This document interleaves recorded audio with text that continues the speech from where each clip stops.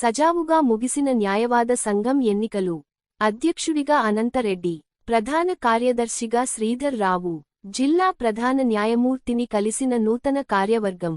Legal Mahabubnagar న్యాయవాదుల సంఘం నూతన కార్యవర్గం ఎన్నికలు శుక్రవారం సజావుగా ముగిశాయి. ప్రధాన ఎన్నికల అధికారి కొండయ్య నేతృత్వంలో ఉదయం 9 గంటల నుండి సాయంత్రం 4 గంటల వరకు ఓటింగ్ ప్రక్రియ కొనసాగింది. ఈ క్రమంలో మొత్తం 424 మంది ఓటర్లు ఉండగా అందులో 379 మంది వారి ఓటు హక్కును వినియోగించుకున్నారు. 4 గంటల అనంతరం ఫలితాల లెక్కింపు ప్రక్రియ కొనసాగింది. ఎన్నికల ఫలితాలను ఎన్నికల అధికారి విడుదల చేశారు. గెలుపొందిన వారికి నియామక పత్రాలను అందజేశారు. గెలుపొందిన వారి ఓట్ల వివరాలు మీ కింది విధంగా ఉన్నాయి. అధ్యక్ష పదవికి అనంతరెడ్డి నరేందర్ గౌడ్లు పోటీలో ఉన్నారు. వీరిలో అనంతరెడ్డి నరేంద్ర గౌడ్ పై 87 కోట్ల మెజారిటీతో గెలిపించారు. ఆయనకు మొత్తం 231 ఓట్లు రాగా ప్రతిదికి 14 ఓట్లు నమోదయ్యాయి. ప్రధాన కార్యదర్శి పదవి నరసింహారెడ్డి శ్రీధర్ రావు విల్సన్ల మధ్య పోటీ కొనసాగింది. ఇందులో నరసింహారెడ్డికి 123 ఓట్లు రాగా శ్రీధర్ రావుకు 163 ఓట్లు వచ్చాయి. వీరిద్దరి మధ్య 40 ఓట్ల మెజారిటీతో శ్రీధర్ రావు ప్రధాన కార్యదర్శిగా గెలుపొందారు. అలాగే సంయుక్త కార్యదర్శి పదవికి అశోక్ గౌడ్ నాగోజీలు పోటీ పడ్డారు. వీరిలో అశోక్ గౌడ్కు 151 ఓట్లు రాగా నాగోజీకి 224 ఓట్లుతో గెలుపొందారు. వీరిద్దరి మధ్య 73 ఓట్ల ఆధిక్యతతో నాగోజీ గెలుపొందారు. ఉపాధ్యక్ష పదవి వెంకటయ్య, కోశాధికారి వెంకట్రావు, లైబ్రేరియన్ రాజులు తోపాటు 10 మంది కార్యవర్గ సభ్యులను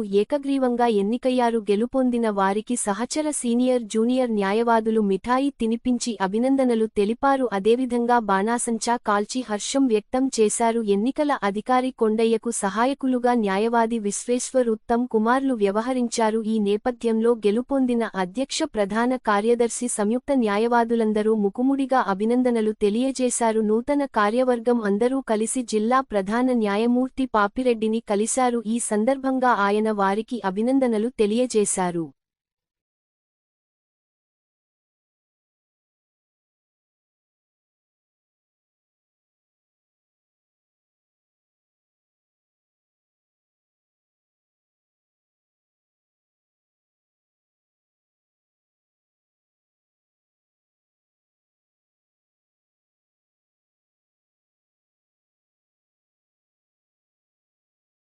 ये रमेश शिवानंद इलियास शिवानंद के बाद में इलियास